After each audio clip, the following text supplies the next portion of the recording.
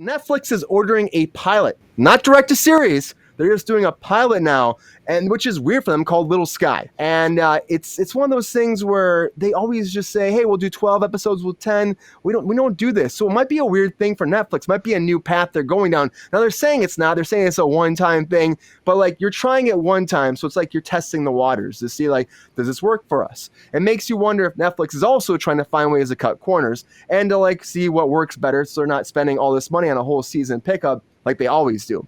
But the premise for Little Sky is it centers around Penelope Paul Porter, who is determined to realize her lifelong dream of being a respected on-air news reporter, despite the fact that she is probably the worst one of all time. When she receives an anonymous tip that the mayor of a Little Sky is missing, she knows it's her chance to finally prove herself, and she goes to the spooky remote town of Little Sky, and she senses she's on to a big story. But little does she know that she stumbled upon something much darker than she could ever imagined. Little Sky, and apparently like this, it's a comedy. They like it apparently, but they're just only doing an episode. Sean, what do you think? Do you think this is a good thing that Netflix is going down to like the pilot? Does this sound good to you, or do you think this is a slippery slope for them?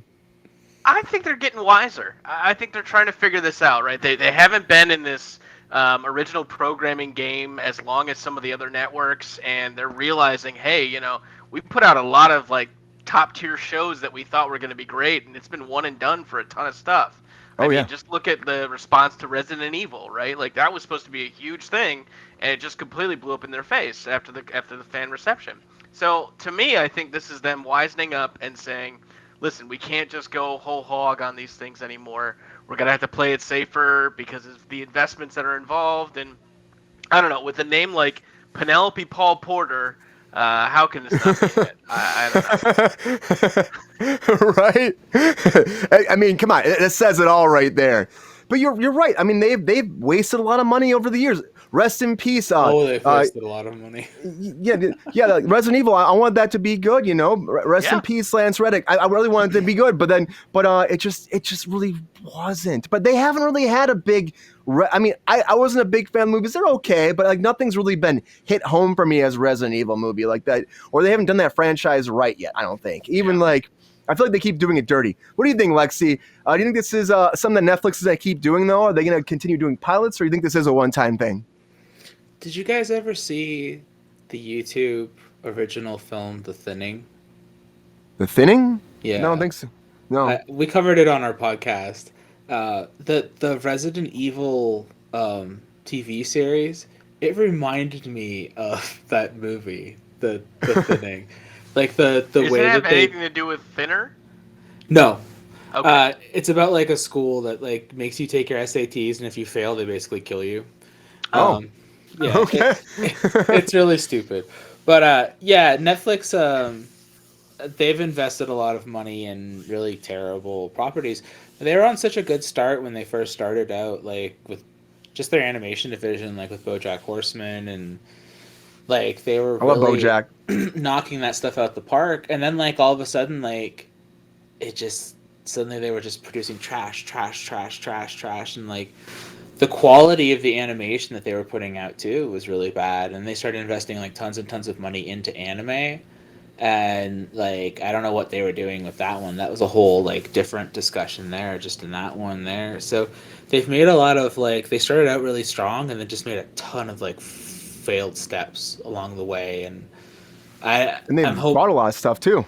They bought a ton of stuff. They've I've been finding like recently the programming on there that's worth watching is anything that comes out of Korea. Like any of their Korean programming has been excellent. Their Japanese programming, if you find any of that stuff's been really good. But any of their North American programming has been junk. Like it's been all shit. Like I haven't found anything. It's been a lot of reality too. A lot of reality. They've dipped their toe in. They threw their hat in with Nick Lachey and Vanessa Lachey and said, "Forget it. We can do this, and produce a ton of that." And reality competitions have been big for them too. The Mole, right? It's cheap too. Super cheap. Yeah, in comparison, their documentaries are hit and miss. Their documentary stuff is like so hit and miss. Some of it is like excellent, and some of it's like some of the worst stuff I've ever seen in my entire life. Very biased, very all over the place. I love F1 Drive to Survive. Like I look forward to that show, so that's the one thing they have going for them for me that I actively watch and look forward to. So, and that's how I get my F1 information is I watch that show instead of just following the season. So because they do a really good job of that, and they've gotten that was hard to get in at F1 and be able to shoot like that and do that. So that's a big thing for that show to exist the way it does. So kudos to them on that. But like, Yeah. I mean, you got to wait so long for episodes of that season because you got to wait for the F1 season to finish, then they got to edit and all that kind of stuff. So it takes forever, and then I eat that up in the day. So it's like I wait like a whole year for like a day of television watching, essentially, kind of thing. So is it worth paying a monthly fee for Netflix? Like, that's the real question. Like, is it worth investing in any of the platform when basically like there's only like really a day's worth of content to watch, or maybe like a couple of weeks worth of content worth watching at a time? They just have a lot of substance, but not a lot of like, that's meat and potatoes. It's like there's so much stuff. I find myself just trailing through, like, I don't want to watch any of this. So I don't know. This might be a way. Maybe they'll start dropping pilots, and they'll be like, what do you guys like? They could do something like that. I would love to see something like a pilot season come to Netflix, right? Yeah. Where, for the audience demographic or audience, kind of viewing rates and what the audience reception is to what goes to a full season.